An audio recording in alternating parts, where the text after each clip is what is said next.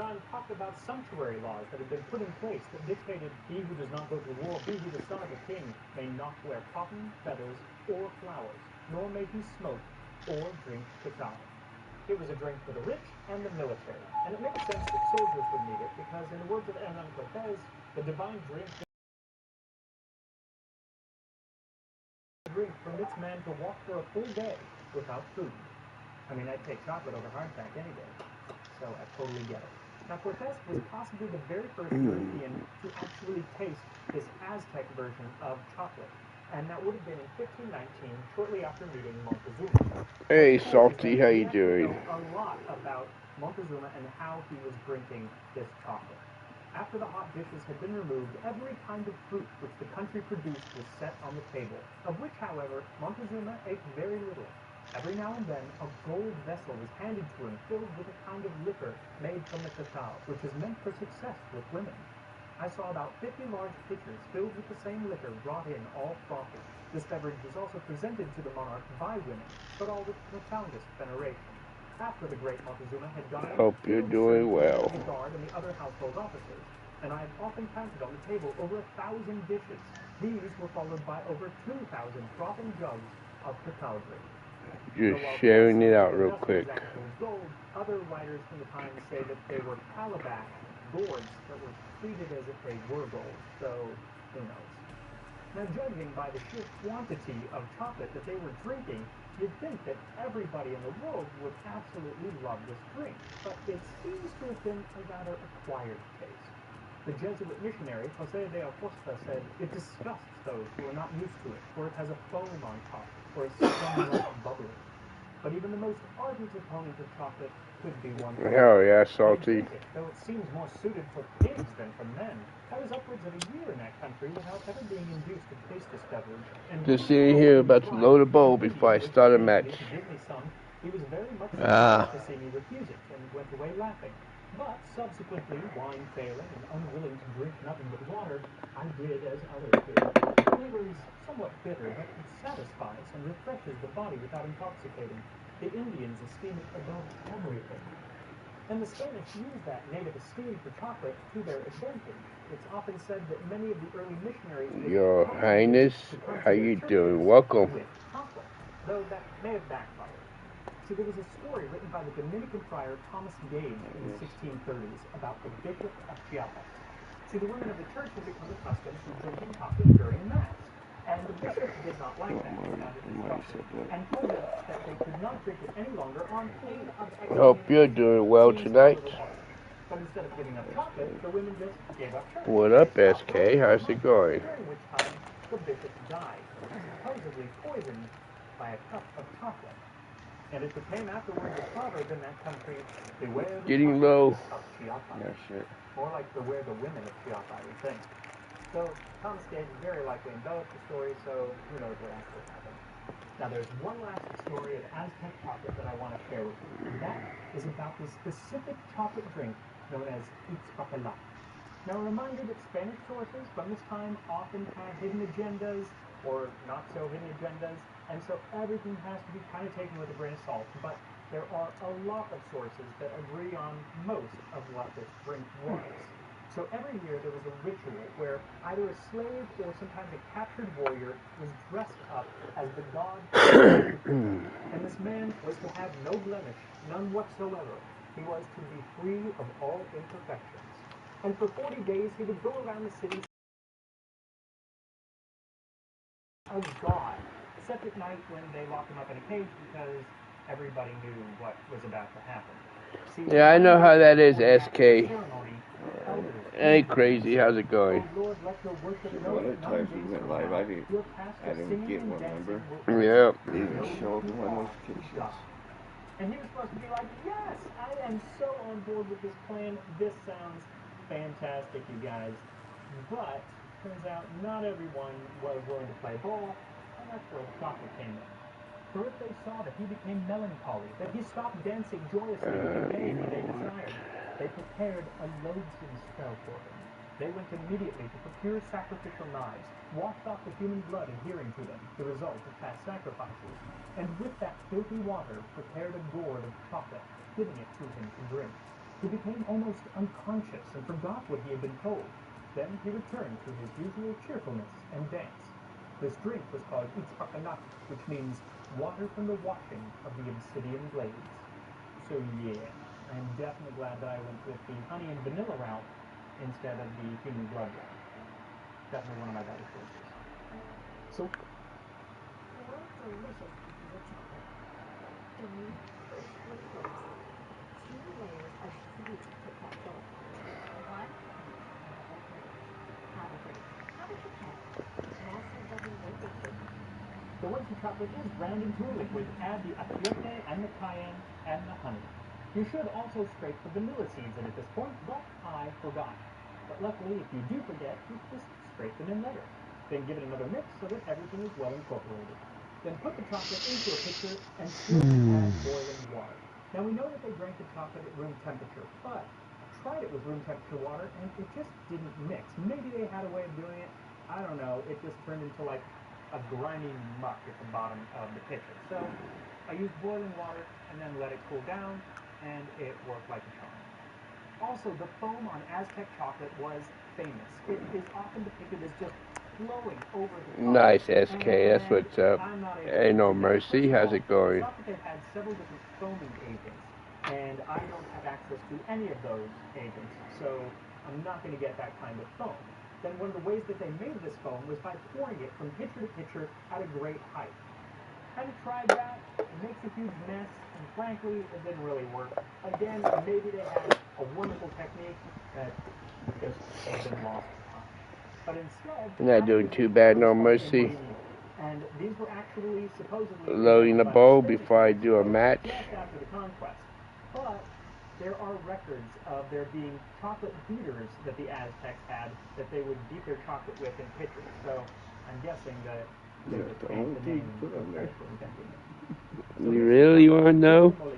At least one-on-one. And then pour yourself a cup and enjoy. All I gotta say is easy when you hit it.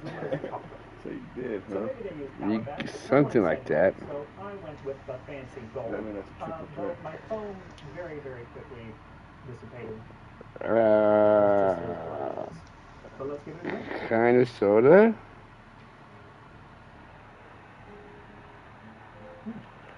It is actually very foamy. Because there's 2 different kinds of wax on it. It's bitter. How much? 2 different kinds of wax, plus the hash on top of it all. Is that took me a second. Yeah, that's a little spicy. You could probably add a little bit less. That sounds tasty, SK. And now I'm getting all the other the vanilla is in there and the honey. Appreciate that, no mercy. Just like, could we add some sugar? So they didn't add sugar for a few decades, and that was in Europe. One of the very first recipes by Antonio Colmenero de la Dehesa in his work Chocolate, or an Indian drink. And it touts a lot of the health benefits of chocolate, as well as saying it was an aphrodisiac and made women more fertile. But my favorite part of the work is actually a poem from the English version, which says, "Daughters, lay by your irksome books, and all ye petty fogging rooks, leave quacking and enucleate the virtues of our chocolate." I just like the term pettifogging. Along with the Geit, I think that it should make a comeback in our lexicon. Anyway, whether Aztec chocolate or modern day chocolate, I do encourage you to try yourself a glass of chocolate drink or milk sometime very soon. And I will see you next time on Tasting History.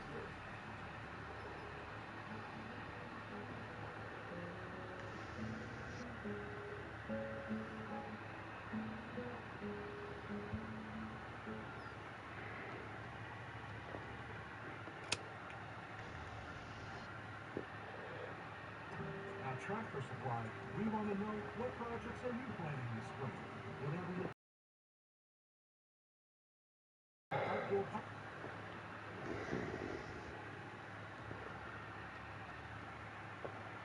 Hard pack, chips, biscuits, molar breakers, sea biscuit, galette, or worm castles. They were all one and the same thing. Whether during the Civil War or beneath the Jolly Roger, these little pieces of overly dry, dense bread were essential to the diet of any soldier or sailor. And it's that we'll be talking about today. So thank you to the Great Courses Plus for sponsoring this video as we make ships, biscuits, and grog, and sail into the world of sailors and pirates. This time, on Tasting History.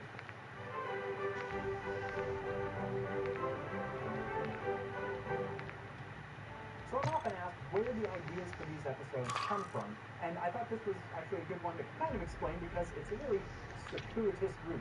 Circuitous, yes. So I was talking to one of my Patreon patrons who goes by the name of Etrigan about Tolkien and Lord of the Rings and the lambus bread and cram that he has in those books and how they were probably based on the hardtack that he had eaten during World War I. So there you go, episode on hardtack. But we decided to kind of narrow in on ship's biscuits, which were the earlier form of hardtack that was served on sailing ships.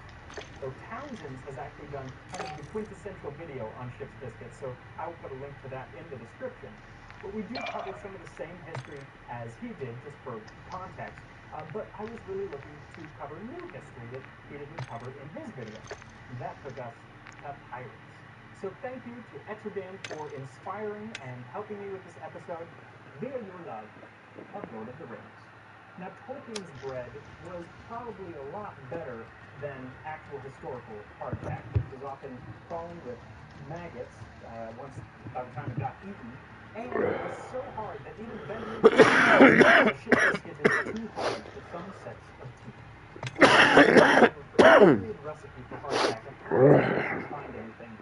Maybe it was so simple that nobody ever bothered to write it down. It's out there. I just couldn't find it. But I did find a wonderfully detailed description of how it was made in 1815 by William Falconer for His Majesty's Royal Navy. Sea biscuit is a sort of bread, much dried to make it keep for the use of the Navy, and is good for a whole year after it is baked. The process of biscuit baking for the Navy is simple and ingenious and is nearly as follows. A large lump of dough consisting merely of flour and water is mixed up together and placed exactly in the center of a raised platform, where a man sits upon a machine called a horse and literally rides up and down till the dough is sufficiently kneaded. One man molds the dough till it has the appearance of muffins. Another stamps them on both sides with a mark. The business is to deposit in the oven 70 biscuits in a minute. The biscuits thus baked are kept in repositories, which receive warmth from being placed in drying lofts over the ovens, till they are sufficiently dry to be packed into bags without danger of getting molded. And that last part is essentially why ship's biscuits even exist, because keeping bread from getting moldy on a ship is darn near impossible. But if it's sufficiently dried, it can last up to a year. And later on, when it was used on land, like during the Civil War, it could last indefinitely. There's actually still some hardtack left from the Civil War, and there's a guy on the internet who eats it. I would not suggest doing that, but it's kind of an interesting video to watch. Anyway, for this recipe, what you'll need is 4 cups or 450 grams of flour, and 1 cup or 235 milliliters or less of water. And that should make either 4 large biscuits or about 8 small ones. They change in shape and size throughout history. Now for the flour used, they used all sorts. It could either be really nice flour or the worst flour, kind of depending at what time people do it. But stone ground Tolkien flour is rather poor, because of Dennis Hanway Esquire's amazingly titled Abuses in Bread, one of the most injurious practices of our time, and the importance of removing evil. Kill confirmed. The flour which this gingerbread maker uses should be called horse flour. Now, I'm not adding any salt to this recipe because, as Falconer says, it's merely flour and water. And that makes sense because if you've ever spent any time on a ship, as I have, I'm on your 6. the deck is salty. The food is salty. You don't need to add salt. And frankly, if you're looking for flavor, if this is not the bread to go with, there are a lot better breads out there. And I'm actually taking a course on the Great Courses Plus that is teaching me how to make some of those breads. It's a fantastic subscription service with thousands of on-demand videos taught by top Enemy KIA. I got another one with my sword. What are you fighting? Huh? What are you doing? Multiplayer. Oh. Everything from Covering your history six. to travel to learning how to play an instrument. They even have a that is on how to use the fundamentals of a DSLR camera, which I really should take. Resupply online. 2021 goals is to make the video quality of Tasting History a little bit better. So for a free trial, please visit thegreatcoursesplus.com/tasting history or follow the link in the description for your Take the flour and start adding in the water. I'll start with about half of a cup and begin mixing it in. We want the dough to just come together. The drier, the better. Don't feel like you need to use all of the water. Once the dough does come together, get to it. Now Falconer describes a man on a machine called a horse riding up and down.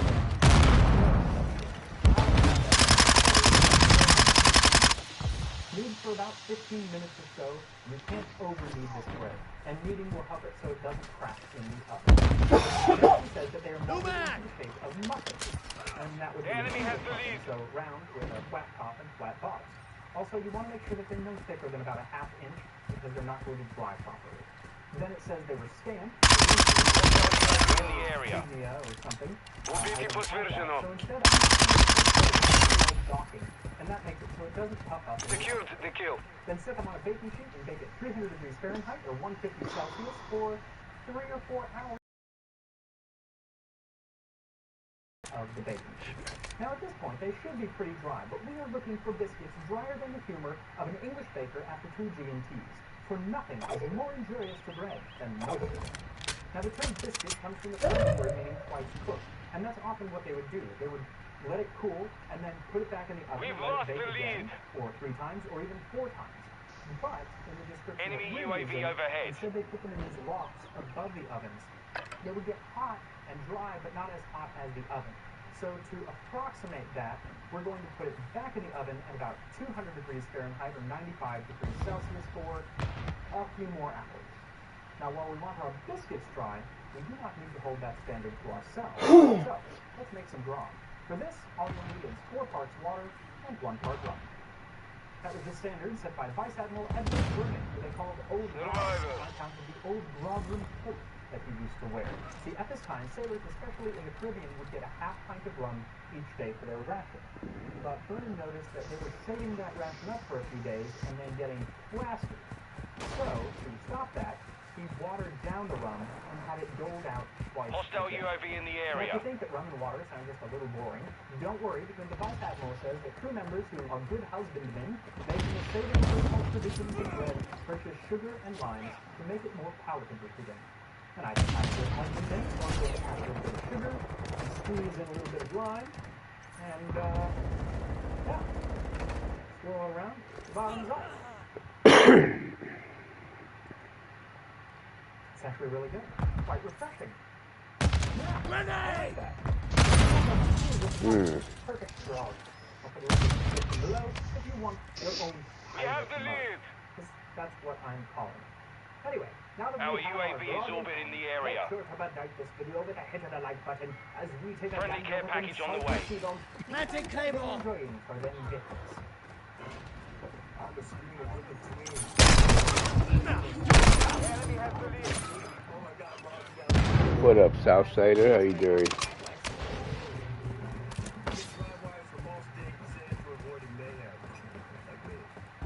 Premier protein powders are made for mixing things up.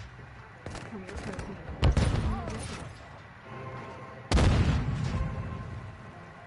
Now, to find out what pirates ate in the 17th and 18th centuries, you've got to kind of look at what the Navy was eating, because a lot of pirates came directly from the Navy. Luckily for us, I'm not doing too bad. Kicking back, smoking. Prolific diarist Samuel Pepys. By the morning, we were coming close to the land, and everybody was ready to get on shore. The king and the 2 dukes did eat their breakfast before they went, only to show them the manner of the ship's diet. They eat nothing else but peas, pork, and boiled beans.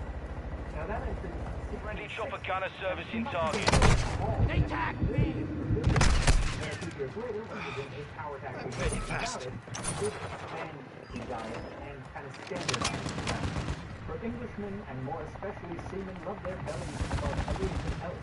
And therefore, it's like sailors will remember it. The United Nations of Liberty and Navy has made anything in the geography or agreeableness of the victors, it discouraged and provoked them in the tenderest point. And the true standard of respect between each other Confirmed one.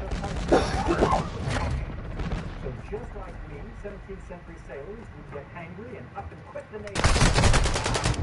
Alright, Southside, you have a good one. So a few years later, 1677, she laid out the daily ranks, which included 1 pound of good, clean, sweet, sound, well-bolted with a horse block, well-baked and well-treated wheaten biscuit, 1 gallon of beer, 2 pounds of Friendly beef UAV on station. of a well-fed ox, Changing Sundays, max. Mondays, Setting Tuesdays, Claymore. and Thursdays. Now, if you think a gallon of beer sounds a little excessive, it was a small beer, so it basically had all the alcohol of like a half a Zima. Do they even make those anymore? Now, Pepys also laid out some additional foods that crew members could eat on certain days. You too, Southsider. With pork, peas, 3 inches of northern sea cod, butter, and cheese. And he promised that no English Navyman would ever be given Irish beef, for the Irish meat is very unwholesome, as well Friendly as cluster lean mine and set. lots on men. Which explains why my Irish nana always ordered her corned beef extra lean. Now, something We've you'll secured note the missing lead. from this provision is anything to stave off scurvy, which was the scourge of sailors. Don't shoot me! Loading Idiot. fresh mag. Covering. 1601, a privateer named Sir James Lancaster, and a privateer was basically a pirate who was in cahoots with the government, kind of stumbled upon lemon juice being a way to combat scurvy. He had 4 ships, and the crew of 3 got sick with scurvy, and 1 did not. And it just so happened that 1 had been drinking 3 spoonfuls of lemon juice each morning. He reported his findings to the British Navy, who then proceeded to ignore them for 2 years. Friendly UAV online. 1795, that the Admiralty finally, against the advice of many physicians, The mission is added half complete. lemons Finish it. to We've the lost bread. the lead. Crazy. Interestingly enough, the Romans often came from Spain, and a few years later when Spain got into bed with Monsieur Napoleon Bonaparte against England, the lemons dried up, so the Friendly English started VSO getting inbound. limes from the Enemy West UAV Indies. active. Taking effective fire. Now, with such a limited diet for the majority of the crew, then the name of the dishes. There was dog's body, which was a sort of peas pudding, and burgoo, or loblolly, which was essentially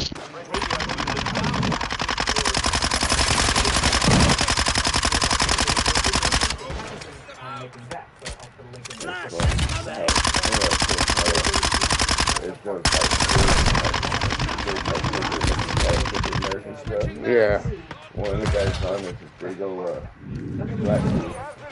And his name's Malachi. Just reminds me of corn. Right. They do sound pretty important. 60 seconds left.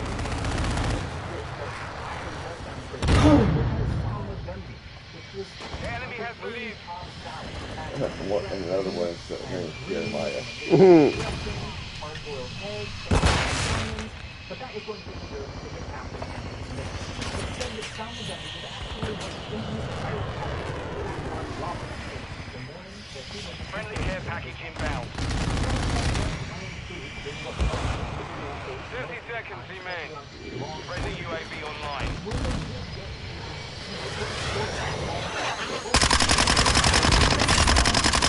Got another. Friendly Overwatch Helo inbound. But then in 1702, he was court-martialed for 10 seconds remaining. But again, all those privateers was kind of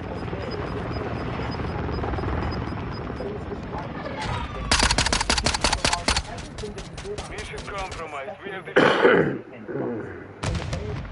he had a food called avocado pear. The inside is green, or a little yellowish, heavy sausage butter. It is usually mixed with sugar and lime juice and beaten together in a plate. And there you have the first English language recipe for guacamole. Also, the first English language use of the word avocado. In fact, the dictionary credits him with a lot of firsts, including chopsticks and barbecue and cashew and kumquat, and supposedly he came up with the term breadfruit.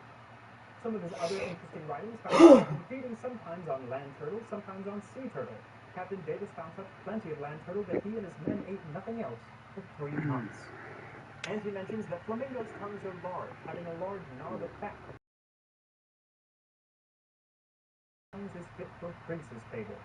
Which is cool because the ancient Roman food writer Apicius basically writes the same thing, so checks out.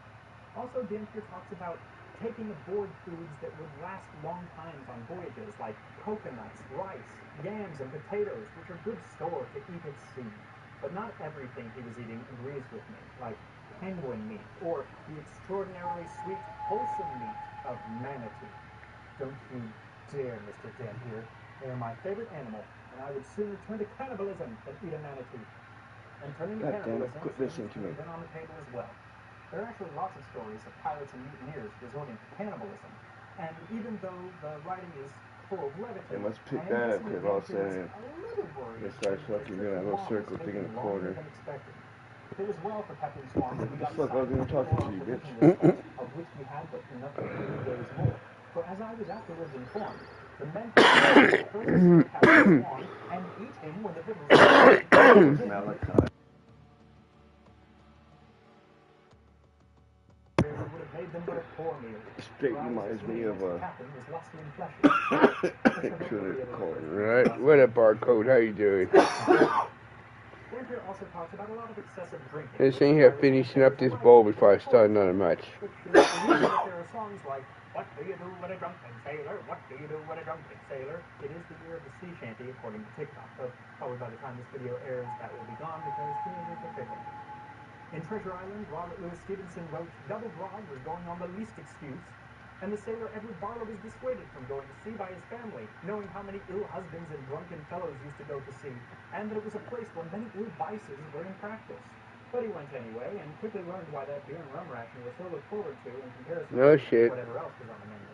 A piece of hard biscuit cake, or a piece of old salt beef, or pork, and maybe both stinking and rotten, having lain in a pickle 1 year or two, and nothing to drink but a little fresh water, many times both stinking and dirty. So can you really blame a pirate that in the pirate haven of Port Royal, Jamaica, they used to buy a pipe of wine, place it in the street, and oblige everyone that passed to drink? Hell yeah, Barcode. 126 gallons. So He has 996 subs right now. so after a couple hours, Hell yeah. biscuit or hardtack is probably ready to go. Oh, But if that's you want to dry Barcode. it out some Yeah. more, you can I just think I leave it have out him for a hit few up hours already. or days, or Yeah. weeks, or months.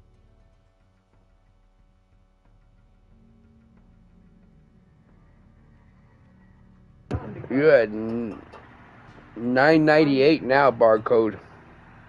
We just looked. It did break off a little bit, Okay, let me which is do good, this. because I think that that's the only way I'm going to be able to Switch. eat these. I worry for my teeth. Let's give it a shot. I hit him up on my other one. It was 1 second, Barcode. Yeah, that is crispy. Now he's at $9.99. A little flavor. It's not very good. They did used to break them up. There you go, Barcode. Now you're at 999. Like I said, or just dip them into their grog or water or wine just to soften them. I mean, One away. I was like,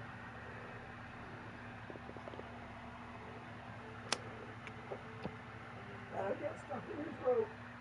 I can see why Polly want a cracker and not a ship's biscuit. Smart parrot. So if you're on Discord, make sure to join the Tasting History Discord where we talk food and history and Pokemon and whatever else we want to talk Make about. this one And too. for your free trial of the Great Courses Plus, make sure to follow the link in the description. And I will see you next time on Tasting History. SK just been hit 1K. There you go, Barcode. Hell yeah, Barcode. Yep, he's at 1K. You hear that, Grandpa? Hmm. You know that one that comes into our chats all the time, that Barcode? Barcode sucks. Yeah, he just hit 1K. Oh, nice. And it wants a snack. I think if I had to choose an afterlife food, it would be Baskin Robbins chocolate and peanut butter ice cream. But that was not really an option in ancient Egypt. Oh. Their go-to after-death delicacies was bread. So today we are making a bread depicted on the walls of a tomb nearly 4,000 years old. Ancient Egyptian flatbread. This time on Tasting History. I forgot to put my link up. Where is it? There it So is. today's recipe is not really a recipe per se. Because while the ancient Egyptians loved their hieroglyphs and did use them to write about food, they didn't use them to leave us any actual written recipes. Instead, they left loads of depictions of foods being prepared on the walls of tombs. So we can use some of those depictions to recreate one of the many, many ancient Egyptian breads.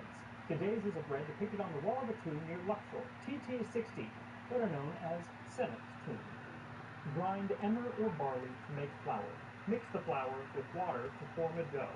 Knead the dough in large jars or by treading on it. Take a ball of dough and shake it into a round.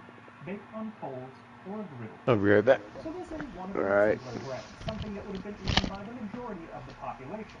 But there were fancier breads available in ancient Egypt, ones that had milk and honey and eggs and coriander, like the ones found in King Tut's tomb, and even lotus flour. And while today's recipe calls for a simple circular flatbread, the Egyptians also had well-risen semicircular loaves. And on a wall in the tomb of Ramses III, there is a bread depicted that looks like it was probably boiled before being Yeah, baked. barcode SKEC in my chat. He was your 1000 sub. And my brother on his other account was your 999 sub. And many breads were baked in molds similar to bread pans today. In short, ancient Egyptians loved their carbs, and other ancient peoples would often refer to them as bread eaters. In the Old Kingdom, there were at least 15 different types of bread, and by the New Kingdom, over 40. So frankly, I could make a whole host of ancient Egyptian bread videos, and maybe I will. But today, I'm going to focus on one loaf. Actually, kind of two, because a lot of breads in ancient Egypt were risen, but not all of them. And this one really works either risen or not risen, unleavened. So, for this recipe, what you'll need is about 2.5 cups or 350 grams of emmer wheat. You could also use barley. Emmer and barley were really the staples of bread making during this time period. About 1 cup or 240 grams. Okay. Now, depending on what grain This you can go be with, fun. how dry it is, and how ground up it is, the amount of water is really going to vary, especially when you add in leavener, which is going to throw everything off. So just be flexible. A half teaspoon of salt. They usually added salt to their bread, though it was not depicted in the image, but for flavor's sake, we're doing it. And 1 cup or 224 grams of optional starter. So while I'm using starter or sourdough as my leaven, which was used in ancient Egypt, they also used a lot of other different leavening agents, like sour wine, the yeast from grape skins, and possibly from the beer that they brewed en masse. So the first thing that you need to do is grind out your grain. Now, if you use either pre-ground grain or an electric mixer, it's going to grind it much finer than they would have had. But it's also going to be a lot easier, and frankly, it's going to be a lot easier to work with, so I won't fault you if that's what you end up doing. But I am using a hand grinder to better replicate the coarse grind that they would have had. What I'm not going to do I'm a is little add rocks to disappointed my in flour, kids. because that They flour gave him would some be root beer present to in try. much of the flour of ancient Egypt. The way that Like, they ground maybe like the grain 2 or often 3 of them left actually a lot of liked it, grit and a in couple the others were flour. like, And that's archaeologists disgusting. can tell from the teeth of mummies Like, that it besides said it tastes like cavity mouthwash. and gingivitis, that they also All the suffer mouthwash, from it tastes like root ground beer. down teeth Right. that Really be due getting to the drunk. amount of grit in their bread.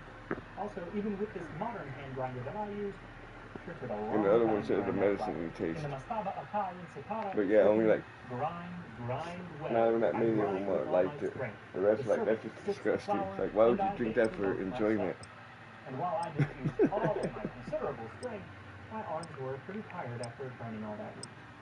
So once you have your flour, add the salt and the starter if you're going to use it, and water. Now chopper gunner is inbound hot.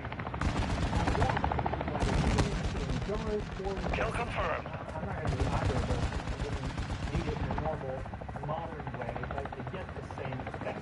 The thing is, MLB doesn't have that much vision, so no amount of kneading it is going to get you that nice, stretchy, elastic dough that you know and love to get.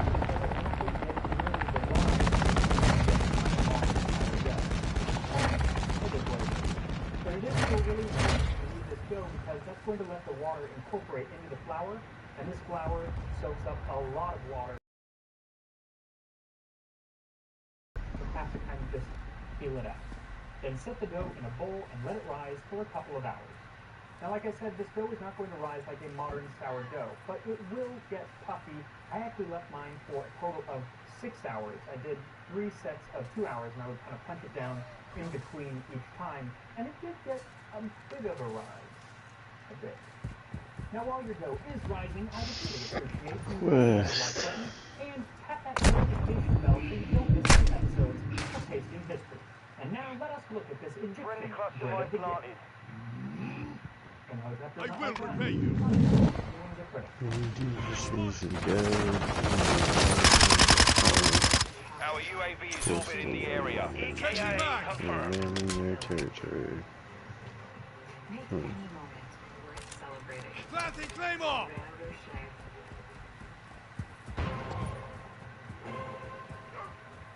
So just like you need food to keep you alive, in ancient Our Egypt, more you strike also is needed inbound. food to keep you dead, or at least keep you happy when you were dead.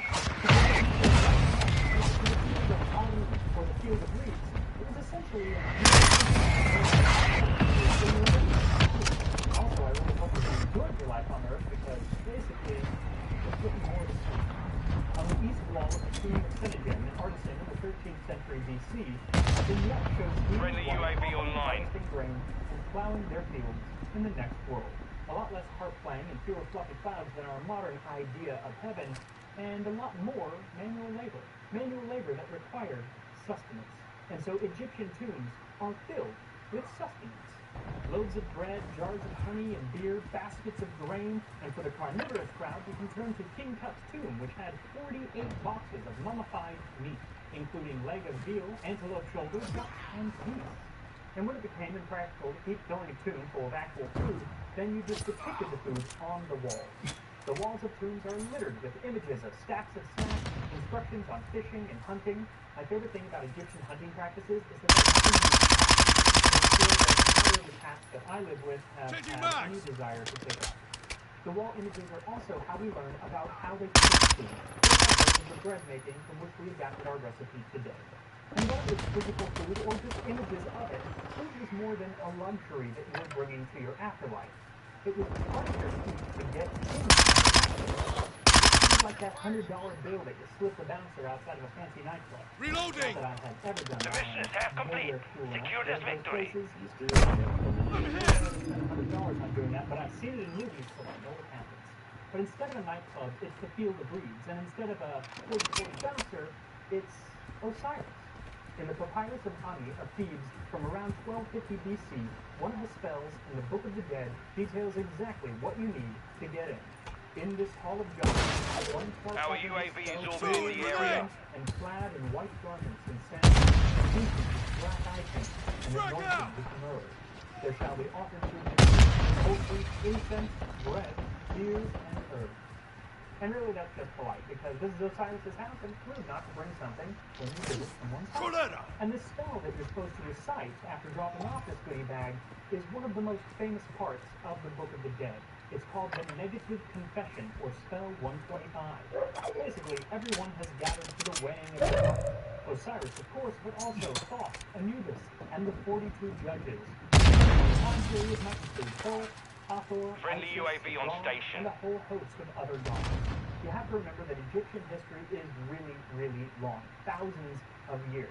So any fact about Egypt might apply in one dynasty but not another, and that includes things about their religion as well. So the gods change, it's just what it is. But it does usually happen that there are 42 gods there to judge your sins. And each god is offended by a different sin. And you need to admit those sins in order to move on. And there are some super serious sins, such as Hail, who comes forth from Shemah, I have not slain men and 1 women. minute remaining. Hail, Heru, who comes forth from Nehath, Friendly VTOL on station. But there are also some sins that are a little less serious. Our so UAV is orbiting the area. I haven't been eavesdropping, I haven't been stirring strife, I haven't been prying into other people's business, and my favorite, I haven't been deaf to words of truth. I really, really like that one. Then there are a few sins that specifically have to do with stealing food. You can't have stolen bread from children, because who would do that? You can't have stolen cakes from the spirits of the dead, and you can't have stolen grain in general. Friendly What's chopper gunner on interesting is station. that while many of the sins overlap, everybody's list of sins was rather unique to themselves, because what might be a sin for one person might not be a sin for another, just because of their place in society or 10 seconds remaining. that is taking place. Also, if you confession meant that if certain things, then you didn't admit to it, but and left it out. So if you specifically say, I did not debauch the wives of other men, We have secured the field. well, then Mission that accomplished. you did. But the most important thing when having your heart weighed is making you not because if you lie, you kill the cat, devoured by armies, or devoured by bullets. And if you more technically lie, then there's only one thing that can rat you out, and that is your own heart sitting there on those. How was that, SK? Lucky for you, there's a spell for that. Earlier in Think the that'd be game, cool. spell number 30, which basically tells that little lump of cardiovascular tissue sitting on those No scales shit. to keep its Yeah, that would be bloody mouth crazy. shut. I still remember getting that fucking phone call because of your ass Oh, my heart, which I had waking me upon earth. fucking up. Do not rise up against me as a witness in the presence of the Lord of things. Do not speak against me concerning what I have done. Do not bring up against me anything I have done in the presence of the great god Osiris. Now, provided that everything goes well, your spells work, and you don't get devoured by Amit, the devourer of souls, then you finally get to see a glimpse of what your infinite future might be like. And for the priest Ani, that meant some really mighty fine days. Let there be given unto me vessels of milk and cakes and loaves of bread and cups of drink and flesh in the temple of Anbu. I will not eat the things which are abominations unto me. Right, that never gets old. Filth. I will not eat it. For my bread shall be made of the white barley, and my ale shall be made from the red grain of the god Hapi. Now, having served tables for a very long time, I am exceedingly polite to servers. But if I wasn't, I would totally steal that line. Is that mustard on my burger? I will not eat the things which are abominations unto me. Take it back and refill my iced tea. I have spoken. Also, that last line, my ale shall be made from the red grain of the god Hapi. Said bullshit up, never really gets old. Yep. And while rather androgynous in many depictions, he's often shown to have quite a big belly and droopy boobs. Be nice, it's his quarantine body, and he is working on it. Now, partly the depiction is because he represents fertility with the Nile, but it's also possibly, and I don't know this, because he ate too much of that grain he's the god of. Stick with me here. The ancient Egyptians actually had a big problem with being overweight and diabetes, especially in the pharaoh class, because it seems that a diet of mostly beer and bread is not really good for the physique, especially if you're not working at all. Luckily, if you were building pyramids, you did work it off, but you were paid in beer and bread. 10 loaves of bread and a gallon of beer each day. And based on some of the names of the groups of people who worked on the pyramids, it seems that they definitely enjoyed that beer, maybe all in one sitting. Graffiti in the area mentions one group of workmen known as the drunkards of Menkora. And while I wouldn't consider myself a drunkard, a glass of beer, albeit modern beer, does sound like a mighty fine accompaniment to our ancient Egyptian bread. So, One can save you on rides and eats. It's kinda sweet. You save on rides to the west side. That's catchy. One can save you. so once the bread is risen as much as it will, form it into several flat rounds. Do the same for the unleavened bread. Then get a griddle nice and hot and set the loaf on to cook for a couple of minutes before turning it over to crisp up on the other side. What's interesting is that to this day in Egypt, there's a bread known as aish baladi, which is basically the bread that we're eating today, albeit with a lighter flour that's going to let it puff up more like a pita. This one, you'll get a little rise, not so much because of the MOP. And while I don't know this for a fact, I wouldn't be surprised if the rather stackable loaves that we're making today aren't the same type of loaves of bread that are mentioned in a document from the reign of Mentuhotep III. I advanced with an army of 3,000. The battle arena extended to the river. That would be cool to I see. gave every man a skin of hide and a long stick to carry things, as well as 2 buckets of water and 20 loaves of bread for each day's ration. I mean, 20 loaves? They gotta be pretty stackable to carry them around, I would think. I don't know. Anyway, our bread's ready. And here we are, ancient so they're not that different. This is the unleavened and the leavened. The leavened definitely has a little puffiness to it, but still pretty thin. Let's give them a shot. Unleavened.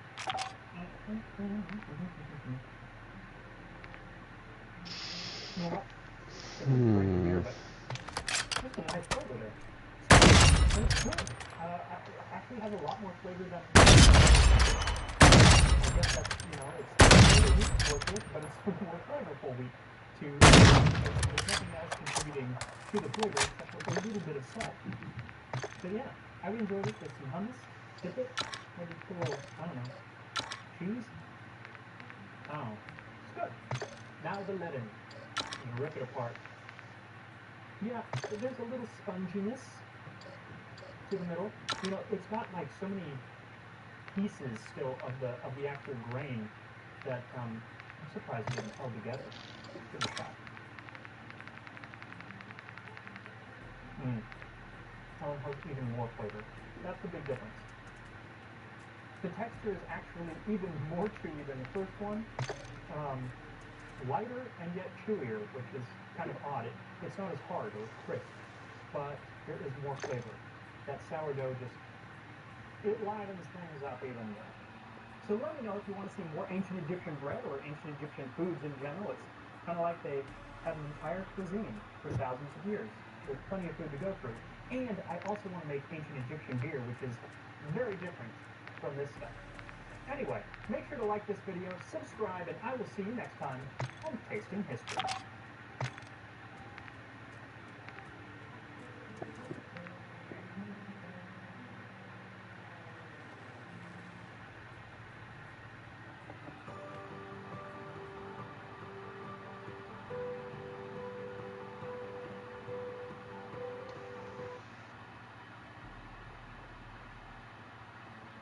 I bet. So I was thinking of what to make for New Year's this year, and I decided to look back at New Year's 1740 BC. Yes, something that might have been eaten at the New Year's or Titu festival of ancient Babylon. Fufu, a Babylonian lamb and beef stew. It is one of the oldest recipes known to us. And what's cool is that this episode came about because one of my Patreon patrons, Carlos Mendoza, who suggested it and actually helped me all along the way, putting it together, including making the recipe a few times for himself. So thank you, Carlos, for helping me stir up fufu as we discuss the ancient Babylonian Titu festival. This time on Tasting History.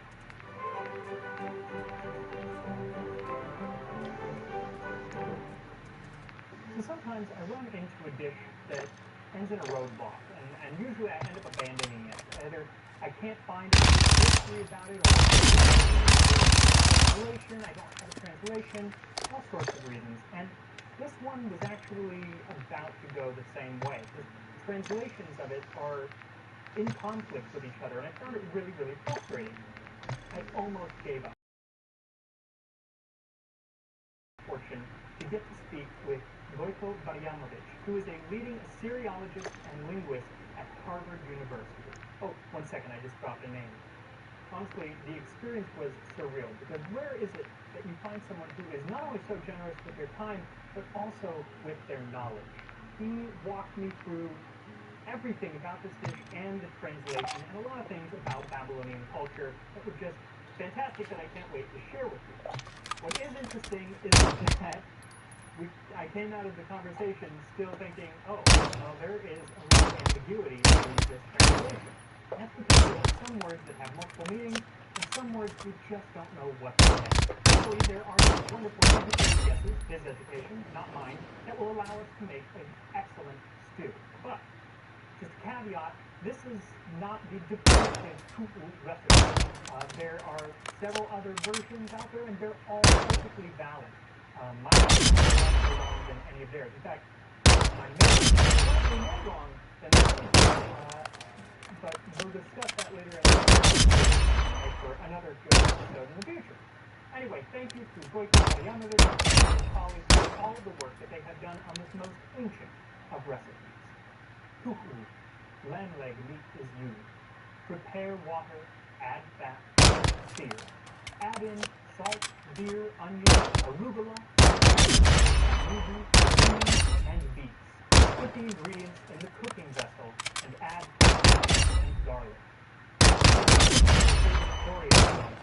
Add kukumu and fresh cilantro. So there are two words, samidu and kukumu, that we do translations for. But in the ingredient list that I'll give you, we'll have the obviously will vary. But if you want to choose something different, kind of a together, that's perfectly acceptable. Another really interesting note about the translation is that there are words in it that are unlike their modern counterparts. Akkadian is pretty close for basically being a 4,000-year-old game of telephone.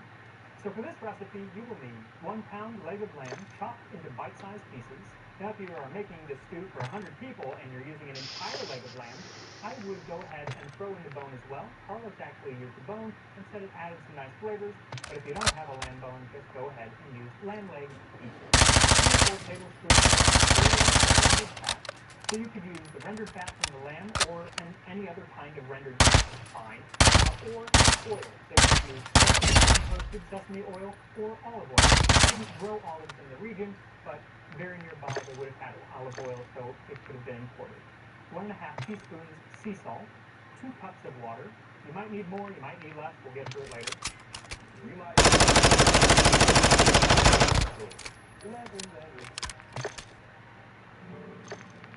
honey.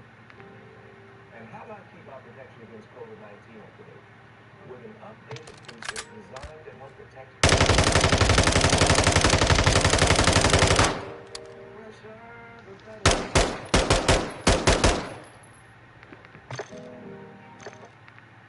ounces of beer.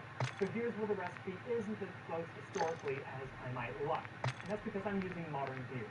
I don't have any Babylonian beer, but I could. And so for a future episode, I want to make that. In the Hymn to Ninkasi, there is a description of how to make beer from that time period. And Goiko has...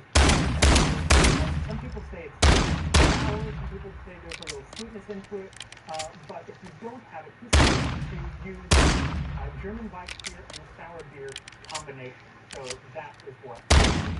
1 large onion, chopped. 2 cups of arugula, chopped. 3/4 cup cilantro, chopped. 2 teaspoons of cumin seeds, crushed. 2 seeds, so about 4 cups, chopped. Now, they're not entirely sure, but the word cumin, the name of the recipe, possibly means red beets, or refers to red beets.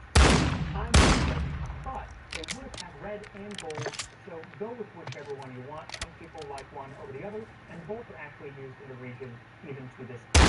1 teaspoon, 3 cloves of garlic, 1 tablespoon dry coriander seeds, and additional chopped cilantro for garnish. And that brings us to the last 2 ingredients that we don't exactly know what they are, the samidu and the chukutinu. So Goiko and his colleagues kind of narrowed it down, though, to a few different possibilities. And for the samidu, they used Persian shallot and Egyptian leek, or kurat, or chukutinu. Now, if you have trouble finding those exact ingredients, go ahead and use a regular shallot and regular leek, or anything else that you really want that's kind of in that family. That's perfectly fine. So the first thing to do is to heat your fat over a high heat, and then add your lamb and sear. Then toss in the onion and cook it for about 5 minutes, just to soften it up. Then add your beets and cook for another few minutes, and then add in the salt, the beets, the cilantro, the samidu or shallot, and the cumin, and bring it to a boil. So here's where we talk about the water. So in the recipe, it says prepare water and then never mentions it again. Not very helpful. Probably because during the boiling process, liquid evaporates. So you might need to add some water just to keep things cooking. And also, it's up to you how thick this is going to be. Is it a thick stew or is it more of a broth? It's really up to you. The recipe's not specific. So do whatever you want. So while it boils, take your garlic and grind it in a mortar and add the leek and mash them together. Then add that to the stew. Lower the heat and let it simmer for about an hour. Now, the nice thing about stew is you're not going to really overcook this. It's really up to you how you like it. If you want your beets nice and soft, you may have to go over an hour. But if you like a little bit more bite, then 45 minutes, maybe an hour. It's totally up to you. Have fun with it. So one question I had for Goiko was, when would this dish have been eaten? And there's no definite answer, but it's likely that it wasn't an everyday dish for everyone. See, a lamb at the time cost about 1 shekel of silver. That's 100 loaves of bread, or about the equivalent. So, while it's not only for the royalty, it's also not an everyday dish. It is kind of expensive. So there is a thought that it was served at festivals, specifically spring festivals, because in another of the recipes Thank on you. the Yale tablets where this is from, they use an ingredient that is part of the saffron plant that was only taken during the spring and eaten. So kind of narrows it down. Not that far of a leap to then think that maybe this was served at the Akitu festival, which was the Babylonian New Year. Which Oh, it's James Gate. Spring, end of Nice. early, Gate. early April. It's a movable feast, as you will. But since our New Year is now, The million I subscriber decided to guy. make it more late, because I don't think that there are any Babylonians around to get mad at me. I hope. Now, most of what we know about the Akitu festival actually comes from about 1,000 years after these recipes were written or stamped, wedged, cuneiform, whatever the verb is, for making cuneiform on the clay tablets. But we can see over the next 1,000 years after that, the festival didn't change all that much. So we can infer that many of the things would have been the same even when our tablets were written. Essentially, it celebrated the spring equinox, reaffirmed kingship, and was dedicated to the prime god Marduk.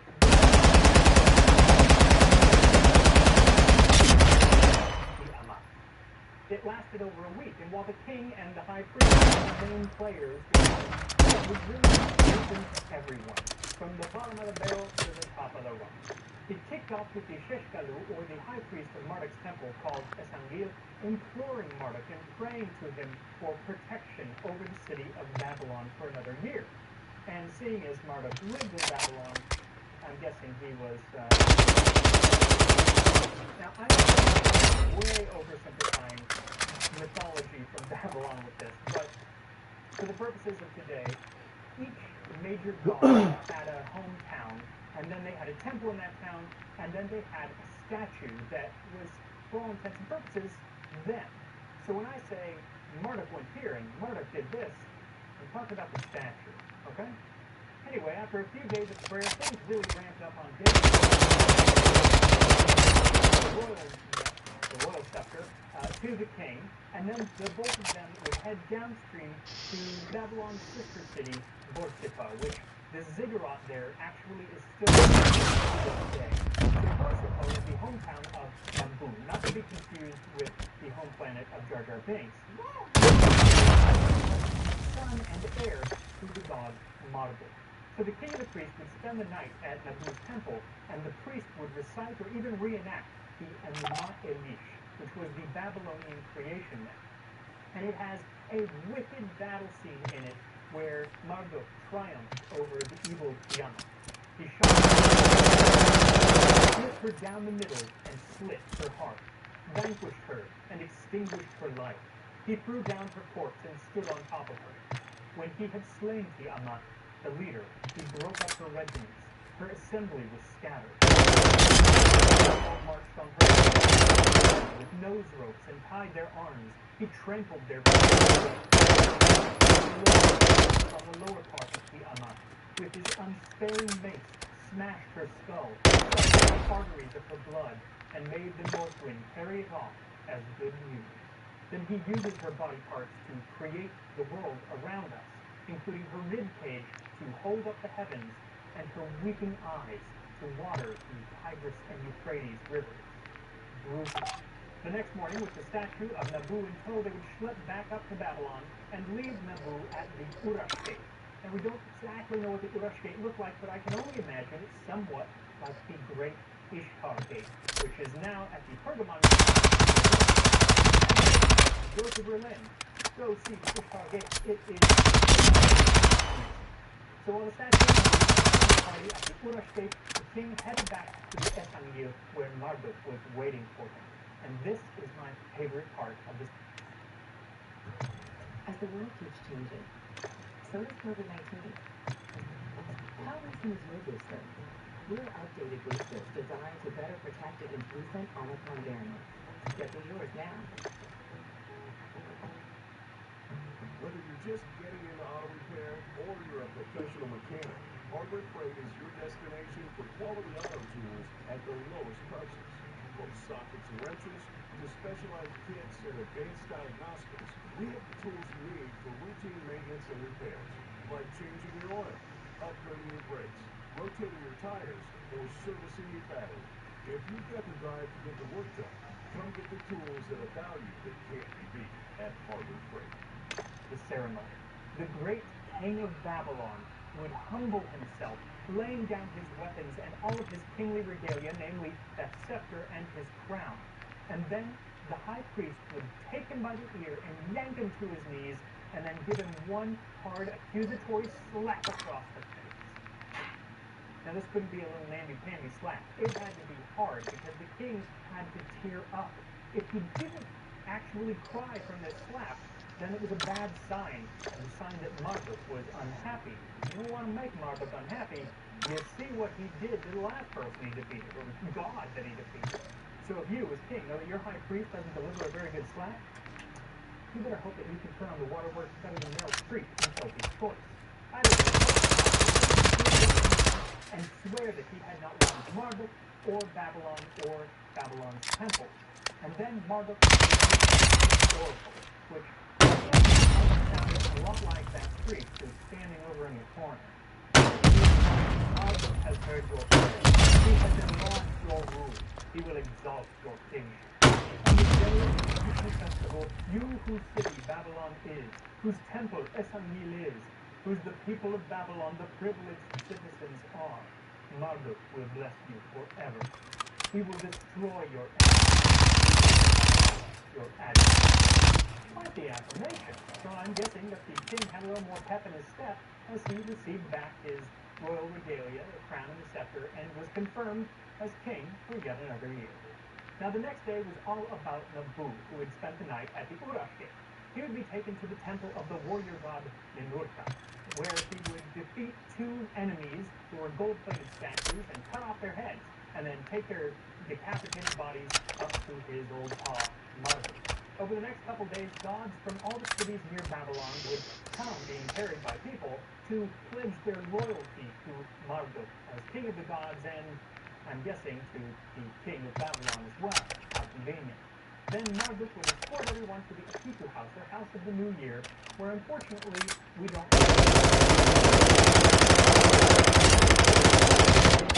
all the gods from the other cities. Then the gods would return to Esagil and the Akitu house. Like changes to the royal succession, or a list of new laws, or the announcement of the pardons of political prisoners from just before the New Year. And we actually have the story in the Old Testament of the last king of Judah held in Babylon being pardoned just before the festival. And it came to pass in the 17th year of the captivity of Jehoiakim, king of Judah, in the 12th month of the 7th and 20th day of the month, that Evil-Merodach, king of Babylon, in the year that he began to reign, would lift up the head of Jehoiakim, king of Judah, out of prison. Now, if I'm a Babylonian king, I'm rather pleased that I'm being remembered as Evil-Merodach when they call me Amel Marduk. Point, and it just got handed down for the last few thousand years. On that side, I guess it's better to be remembered by the wrong name than the wrong name. So that's and that the governmental everyone, including the god statues, goes back to their respective cities. What up, Smoked Out? How you doing? To the gods, and they eat feasts, including perhaps something like Kuku, which should be about ready to try. So once your stew has cooked for about an hour, serve up a bowl and garnish with dry coriander seeds, minced cilantro, and zucchini or leaves. And here we are, from ancient Babylon. So now, just like we have salt and pepper on the table today, according to Goiko, in ancient Babylon, they would have had vinegar, oil, and garum. I had no idea. It's really, really interesting. So, if you have a little garum and you put it on fufu, you would not be wrong. In fact, maybe I'll try that later.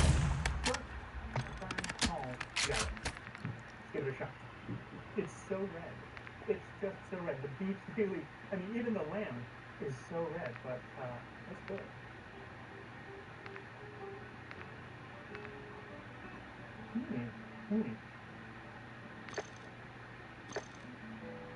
Up to perfection. So the beets are actually fairly soft. I thought they would be more firm, but they do have a little bite to them, but they're fairly soft, as is the lamb. But there's this wonderful crunch from the added coriander seeds. It adds a really interesting and wonderful texture. And then the flavor, of course, of the coriander really pops out. And every once in a while, the cumin as well. It really just kind of shoots through all the other flavors. It's really complex.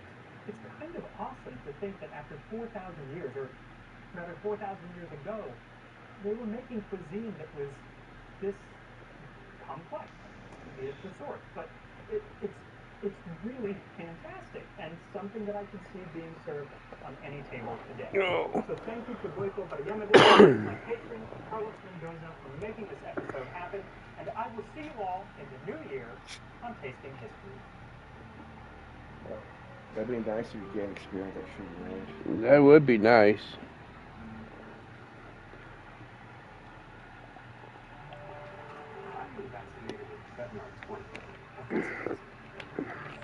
It just gives me an idea of how that weapon handles and all, whatnot, and the sights. If you're 19 or older with certain chronic conditions like COPD, asthma, diabetes, or heart disease, or are 65 or older, you may be at increased risk for pneumococcal pneumonia. Prevnar 20 is approved in adults to help prevent infections from 20 strains of the bacteria that cause pneumococcal pneumonia in just one dose. Don't get Prevnar 20 if you've had a severe allergic reaction to the vaccine or its ingredients. Adults with weakened immune systems may have a lower response to the vaccine. The most common side effects were pain and swelling at the injection site, muscle pain, fatigue, headache, and joint pain. I want to be able to keep my plan. That's why I chose to get vaccinated with Prevnar 20, because just one dose can help protect me from pneumococcal pneumonia. Ask your doctor or pharmacist about getting vaccinated with Prevnar 20 today.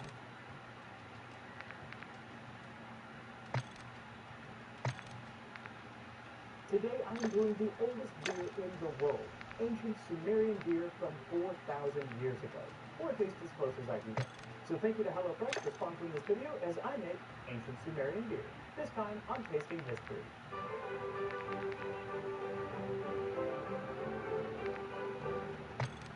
There's an old Sumerian proverb that says, "He who does not know beer does not know what is good." And to that, I say darn, because we don't know beer, or at least we don't know exactly what ancient Sumerian beer was like. It's one reason why I've taken so long to actually make this video, because the more I learned about beer in ancient Mesopotamia, the less I felt I knew about beer in ancient Mesopotamia. There were so many unknowns about just how it was made, what was in it, and really exactly what it was. It's enough to make you curl up in the fetal position in the corner.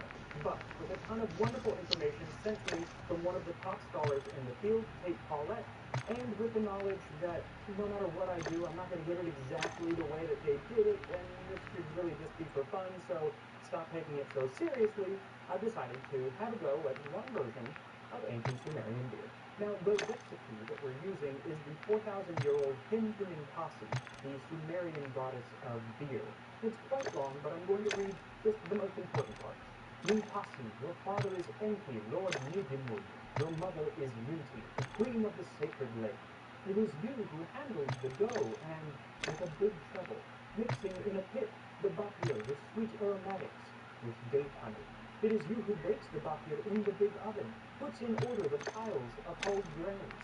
Ninkasi, it is you who water the malt set on the ground. The noble dogs guard it, even from the potentates. It is you who soaks the malt in a jar. The waves rise, the waves fall. It is you who spreads the cooked mash on large reed mats. Coolness overcomes. It is you who holds with both hands the great sweet wort, brewing it with honey and wine. The fermenting vat, which makes a pleasant sound, you place appropriately on a large collector vat. Ninkasi, it is you who pours out the filtered beer of the collector vat. It is like the onrush of the Tigris or Euphrates. Beautiful, but would we call that a recipe? No, I don't think so. First of all, it's missing a lot of words, and other words don't have great translations. It's really not clear if the person who wrote it actually knew anything about the beer making process other than maybe he saw somebody make it once. So it's sort of like trying to recreate a birthday cake using the nursery rhyme patty cake as a recipe. I know that you roll it and pat it and you mark it with a B and then you put it in an oven for baby and me, but I feel like there are some crucial details missing. And it makes me grateful that today's sponsor, HelloFresh, does not write their recipes in poetic form. No, the recipes from HelloFresh are well written and very easy to follow because everything arrives to your door pre-portioned. So you can get past all of the prep work and get right to the cooking. And it's quick. Many of their recipes take less than 30 minutes to make, and you don't have to go to the grocery store to get ingredients. It's perfect for those busy weeknights, or for me, days where I've been in the kitchen all day making Sumerian beer. HelloFresh has lots of options too, from pescatarian and vegetarian to family friendly for those picky eaters at home. And I've enjoyed pretty much every meal that I've got from them, but the one that I just made is most definitely my favorite. It was a Thai coconut curry chicken, and it was wonderfully creamy, and I got to choose the spice level, which is not at all. And I think it's going to be on pretty much every order that I put in from now on because I thought it was absolutely fantastic. And if you want to try this or any of the other wonderful meals from HelloFresh, go to HelloFresh.com and use my code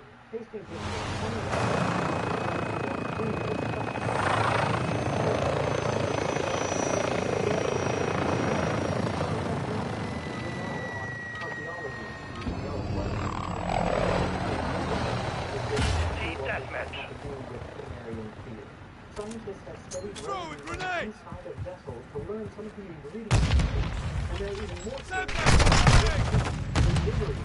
like one that calls for 18 liters of emmer wheat, 30 liters malted barley, 18 liters of shot beer to make 45 liters of golden beer. And it makes you wonder, in 4,000 years, what kind of information will be gleaned from these great to make something called golden beer, and that's another issue with recreated Sumerian beer. There's just so many types. There are at least 9 types in writing from the Uruk period, and then another set are mentioned a few centuries later. Golden beer, dark beer, sweet dark beer, red beer, and green beer. And referring to them so much by how they look and realize their strength. Ordinary beer, good beer, and very good beer. Good and strong. And archaeologists believe that some of their beers had up to 5% alcohol by volume, whereas others had almost no alcohol. So with all that said, this is one version of Sumerian beer, and it's going to take you about a week to make. So on day 1, take about a cup of barley and cover it with water and leave it to soak. Other grains like emmer wheat may have been used, but barley was most common. Now on day 2 is when things really start to ramp up because we have 2 ingredients, one of which we don't actually know what it is. It's called bakir, and it is some type of bread, but not like the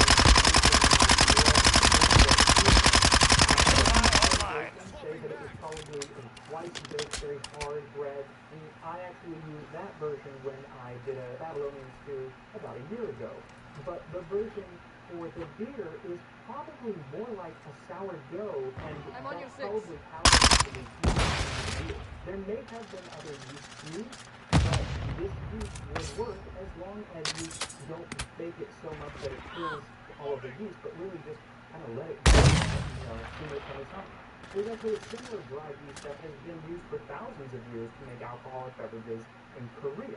So going with that theory, what you'll need is 1.5 cups or 210 grams of barley flour, Enemy UAV overhead. 340 grams of sourdough starter, and about a half cup or 150 milliliters of water. Now, if you don't have any sourdough starter, especially that has been made with barley flour, you can just 3 cups of flour, 1 cup of water, and about a tablespoon of yeast.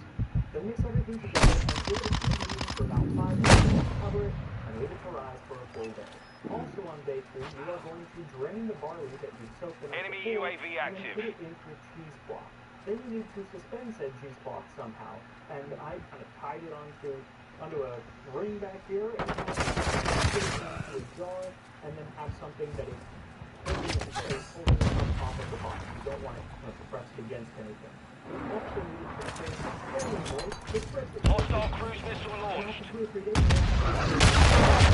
Ooh. Because on day 3, you want to turn it into a loaf or case, and then let it sit again. And really, you want it to dry out and get a nice crust on it. If you have a stove from 1947 that's always a little warm, it's actually perfect. I didn't need to make it at all. But if you don't have any of those things, then you can put it into an oven. You'll do that on day 4 at 300 degrees Fahrenheit or 150 Celsius for maybe 10 minutes. And I mean maybe 10 minutes. You really just want the outside to get a crust. You don't want the inside to get 10 degrees. Throw a grenade! Start exploding. But even if you don't drive or bucket, you will need it. Loading AP round! So on day 4, set the oven for 200 degrees Fahrenheit, about 93 degrees Celsius, and then put the ball onto a baking sheet and set it for 2 to 3 hours. These grains should be nicely brown and start to have a wonderful take the barley out of the oven and let them continue to dry. Now, at this point, the Infinite Posse says that you should have a dog to guard the barley, even from potentates. Well, the dog was not being interested in helping, so I took my chances. But luckily, no potentates. Now, the next thing, enemy UAV overhead. This is where everything comes together. It's the friendly bomb drone active. You take your barley and you crush it into a powder. If you want to save yourself the trouble, a food processor will I've activated. Then pour some water onto the crushed grain and let it soak for a couple of hours. In the meantime, break up your bucket and let it sit to dry even more for those couple hours. Then add the bucket to a large jar and pour in the barley mash along with any aromatics you might use. Drive into it, throw a grenade! Another thing what I'm saying is what those aromatics were. They had access to all sorts of herbs and spices. Juniper berries, cumin, fennel, pomegranates. But I'm using cardamom, coriander, and I like those scents, and why not? Now they also often added date syrup, so I am adding 1/2 cup or 120 milliliters. Watch out, incoming! Alcohol, even the God Empty. I'm reloading! Which makes the beer good. By adding date syrup to its taste, he made it strong. Clearly, it also helped to make it sweet, which seems to be the preferred way of drinking beer, especially if you were a kid. They drank sweet wine. They enjoyed when they had drunk sweet wine and enjoyed sweet beer, they started a quarrel concerning the animal beer. Throw a grenade! Taking back! RPGs, take cover! Now, if you are worried that the yeast hostile VSOL in the area. Stop it, sir! If you're worried about yeast not working, you can add some frag out!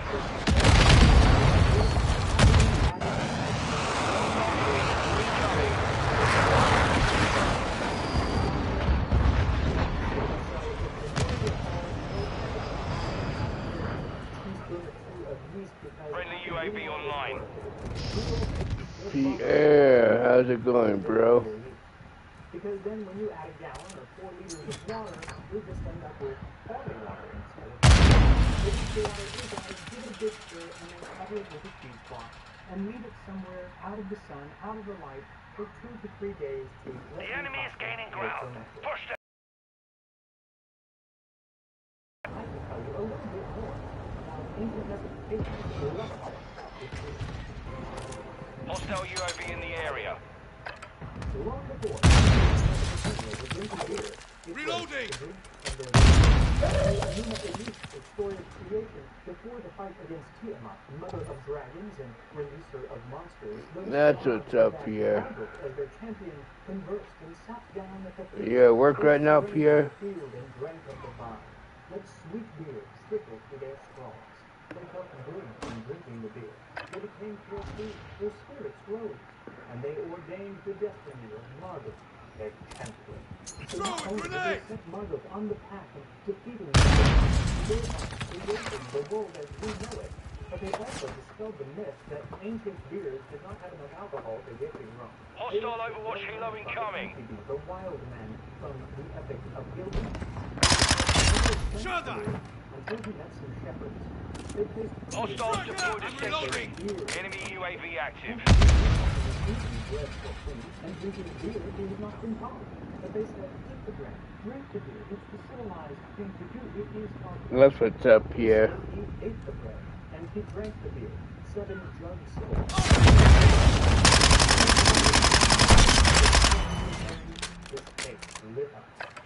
subject is not discussed in subsequent panels, though there are myths that caution against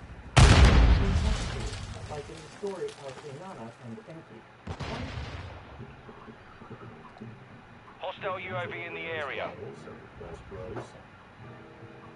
Experience the best alcohol delivery service. At Woodinport, we have Enemy your UAV favorite overhead. Taking effective without throwing grenade! Who happened to be the father of Ninkasi, of your goddess, but being the same god of many things, including magic, craftsmanship, healing, virility, wisdom, trickery. That last one being something that one of his other daughters, Inanna, clearly inherited, because somehow the Hostile ready to deploy. So it came about that Enki and Inanna were drinking beer together in the Upstreet. The vessels were filled with wind, and the two of them drinking from the bronze vessels of Ready to deploy. because there are a lot of lines missing. But it seems that the drinking competition did not go Enki's way, and he gets rather drunk, and Inanna Enemy UAV active. into giving her all of his powers, the mess or gifts of civilization. All of them. I will give them to Holy Inanna, my daughter. Holy Inanna, power, wickedness, righteousness, the plundering of cities, making lamentations, rejoicing. CC mark! Airdrop inbound! Copy. Visual on your mark. Care package deployed. Gifts of civilization, everything from making fires, Oh, you motherfucker. to the state of movement and this state of just being sedentary. He gives her absolutely Hostile UAV everything. in the area. And then she takes off, and Enki starts to sober up. As the effects of the beer cleared from Father Enki, who had drunk the beer, Enki spoke to Izimud, the minister. Izimud, my minister, my sweet name, Changing mags! the staff and crook, the noble dress, shepherd's pin. Bomb drone deployed! Bomb drone is armed. We've all done things that we regret and we think too much, but that one takes the cake. So Enki sends his minister to his daughter to get everything back. Final minute. Does not go well. So then he sends monsters Good to kill. her, and she sends them off. And so, okay, you got him. And she shared the Throwing grenade! the city of Ur. So, yeah, so I'm guessing he did not share the more What the fuck? story that I gotta better take care of this myself. What happened? The ancient Sumerians were two grains of beer. Beer, or kash, in the Sumerian language, appears in some of the 30 seconds left. writings in Proto-Sumerian, around 3000 BC. It wasn't the tales of ancient great kings or the philosophy. I put down a trap and it go around the trap. Like, what the fuck? Throwing grenade!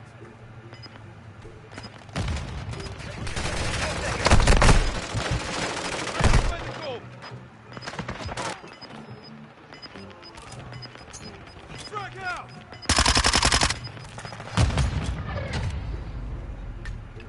Mission failed. Return to base. See my teammates Yeah, I there. have these two. Every time I see him, he's got no stickers on his car.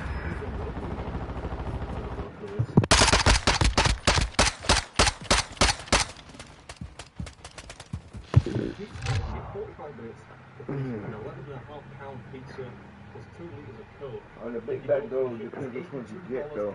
Yeah. Plus sales tax. But if you can, The ones that have the most get down flavor with is your teammate, and it's keep the free flavors and of you get ranch and barbecue. Let's see how these are. Get signed. So, kids there, just in case I need a bit of a warm up. Please will never not crack me up, by the way. Doing the self promotion. Looks a dodgy little joint, but I usually do the best food. How's it going, old buddy? I'm a bit late. Please don't shoot me. Nice to see you. Yeah, I can put extra bling on for you guys. Yeah. Look at those, every time a new pair of Crocs. The Coke is included, right? You have to finish the Coke. Yeah, or if not, if we get 2 big sodas, 3 sodas, we get free Coke. I'll take it easy, man. Like, whatever you want, I'll bring. I thought they might have some promotional How was it? offer, but it's just an A4 sheet of paper. What's up? Times New Roman? We're not gonna have room to drink anything. Right, cool. Well, Iceland, you're gonna set it up. It's a good way.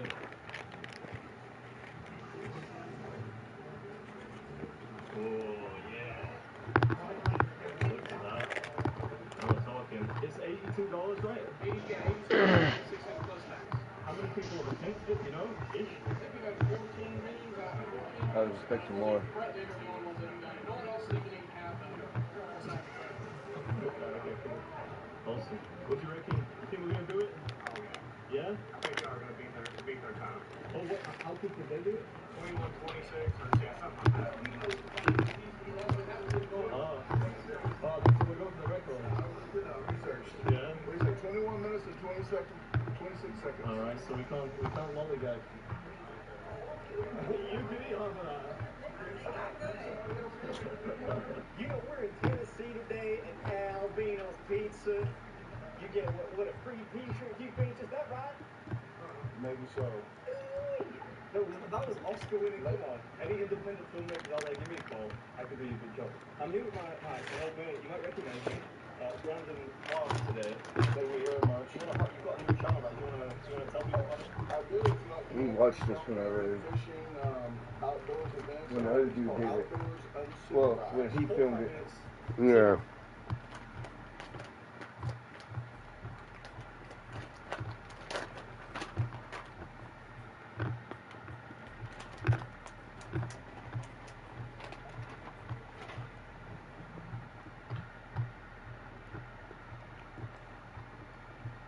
From engines to transmissions and everything in between, you can always find the right replacement at the right price. For a free, no-obligation quote, go with the original Powertrain products. Now offering Pure Care, the ultimate in replacement protection. Meanwhile, on Paramount Mountain. All right, let's do this roll call. Let's freeze it up here. Everybody heats that. The more you eat. Where you at, Blase? It's Blaze. The more powder you get. Blaze? So you don't want to play, huh? Well, guess what? I'm not playing. So, you found yourself in a relationship, and you don't feel like you're getting the attention that you deserve. What do you do about it? Do you communicate? Sign up to counseling? Do you call it a night and split up? Whatever the answer is, I hope it wouldn't be murder.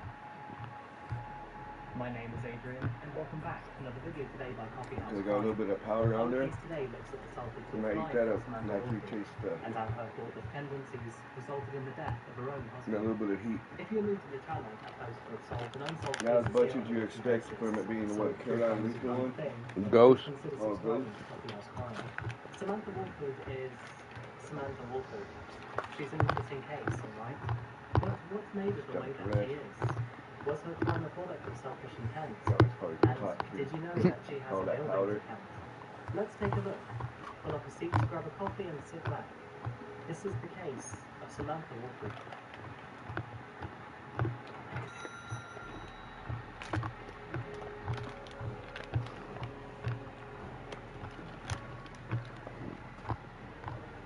Before jumping into today's case, I wanted to shout out to this video's sponsor, Noon. Not even 10 months ago, Coffee House Crime didn't exist. And while I am more than grateful that you folks appreciate my content, it's meant that I found less and less time to focus on myself, and just as importantly, my health. I've been trying out a health program with Noon for just over a month now, and, being honest, at first I was skeptical. But just 4 weeks later, and my perspective has completely changed. Not only to Noon, but also to my health and the way that I eat. Straight away I was learning new things, such as the importance of calorie density versus weight. For example, did you know that a quarter pound of grapes is 14 times less dense than a quarter pounder? Yet both of these things will fill up all the same. Noon is very much like my own personal health assistant. It uses cognitive behavioral therapy methodology to encourage users to adapt healthy habits while building sustainable knowledge and behaviors. Noon teaches you in a very rewarding and tenacious way. And this isn't just about dieting. It's about water intake, exercise, behavior and stress management, and so much more. Daily water intake and calorie trackers keep you on track, and you even get a coach and a personalized group chat to keep you motivated throughout the journey.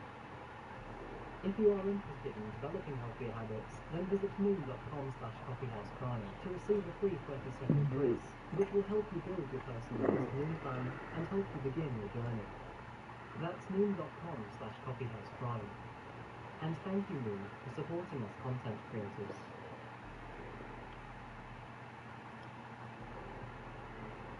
Much like last week's case, this one has a Samantha and also a Mount Pleasant.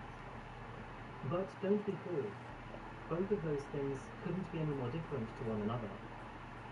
Today we're taking a trip to Mount Pleasant, the largest city in Titus County, Texas. Considering itself to be the gem of northeastern Texas, the city is famous for, well, actually it's not famous for anything. And with a population of around 16,000 residents, the city wouldn't even fill a fifth of Wembley Stadium. But maybe size does not necessarily matter. The city may be small, but it makes up for it in outdoor activity and diverse culture. And here we also find the home of Samantha and Ernie. Samantha Woodford was born on the 28th of August 1989. She was the oldest of 3 children. And throughout the 90s and into the new millennia, she had a relatively pleasant upbringing in her loving family of 5. Moving into her teens, she was an alternative-styled young woman, and as she grew up, she was heavily involved in the internet age, frequenting social media throughout her life, and rarely seen without an internet connection. At the age of 19, Samantha, who was still in high school, met her first boyfriend, a boyfriend who, in that very same year, would become the father to her first 2 children, a set of twins. The twins were an accident. There's nothing wrong with that, but unfortunately, the relationship would not last long either. The 2 split up very shortly after Samantha gave birth, leaving her to be a single mother all on her own. With that said, she found herself in a very difficult situation. She had 2 mouths to feed, yet she had barely any money, no skill, no profession, and no real plan. It seemed as if, in this stage of her life, Samantha was at the very beginning of a long, skimmed road. And that would be the case, until she found herself walking into a tattoo shop a few months later in the year 2008. Although the money was tight, Samantha felt that she deserved to treat herself every now and then, and so under that philosophy, she made her way down to the local tattoo shop. She had plenty of them already, and one more wouldn't hurt. But while there, she bumped into another customer, someone who she had never met before. His name was Ernie, and following the abrupt encounter, the two would carry on talking, before eventually hitting it off. Not long after that, they found themselves in a relationship, the true beginning to our story today. Ernie, whose full name is Ernest Lee Ibarra, was born on Christmas Day of 1985. He too grew up with a loving family, and although Alright, SK, you have a good one. he maintained regular contact with them both. Ernie was described by his family as a well-natured and caring young man, who was willing to give the shirt off his back to help anyone in their time of need.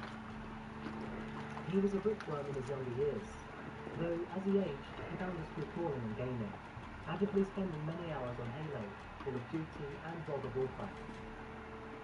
After high school, he enrolled into computer classes and took on work as a woodworker at Telco Wood Practice, until eventually and finally, Samantha would walk into his life.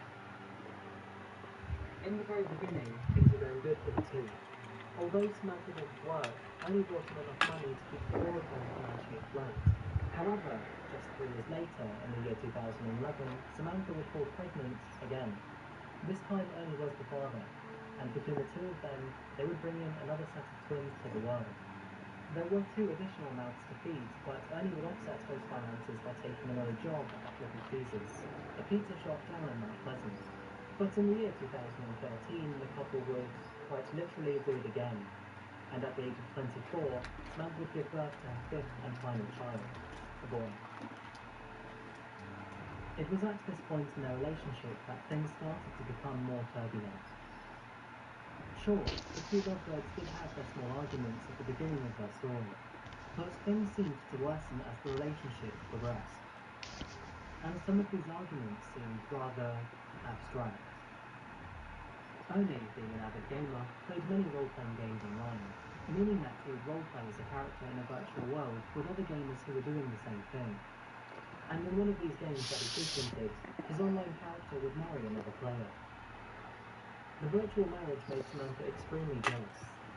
The two ended up at it again in a giant fight. And so, to quell the argument, Ernie proposed to Samantha. How romantic? Ernie's gaming habits would often cause rifts between the two. Samantha claimed that he was vacant and never spent time with her or the children. But Ernie enjoyed gaming. It was how he relaxed, especially after working 2 jobs to keep the family afloat. But due to Ernie's absence and Samantha's desire for attention, she turned to YouTube to satiate her appetite, creating the username of SophieManic6075. She would initially post commentary-like content on daytime TV shows, but as time progressed, they became more self-focused. Hey guys, I was asked to do a video 15 weird things about me. So, number 1, I have twins. Every time I get pregnant, I have 2 sets of twins. Number 4, I am completely obsessed with vampires. I think they're amazing and beautiful and awesome, and like I love vampire movies. Of course, I'm not a big Twilight fan. I don't like Twilight. Number 5, I have $3,000-$4,000 invested in makeup. I am obsessed. Number 6, body modifications. I think are amazing. Like, I'll sit and watch YouTube videos of people getting their tongue split. Number 8, I'm one of the most opinionated people you'll ever meet, and I freaking hate it when people sit there and like, if I have an opinion on something and they want to argue my opinion, it pisses me off really bad. Number 12, I'm a complete dreamer. I think that anything can be possible. Number 14, I've always wanted to be an actress. Okay, well, I love you guys. Bye. Samantha started creating short vlogs about her life, and in these vlogs she would express that she was finding it hard, complaining about her relationship and her children. However, she would admit that she did nothing all day, apart from watch Netflix and play video games.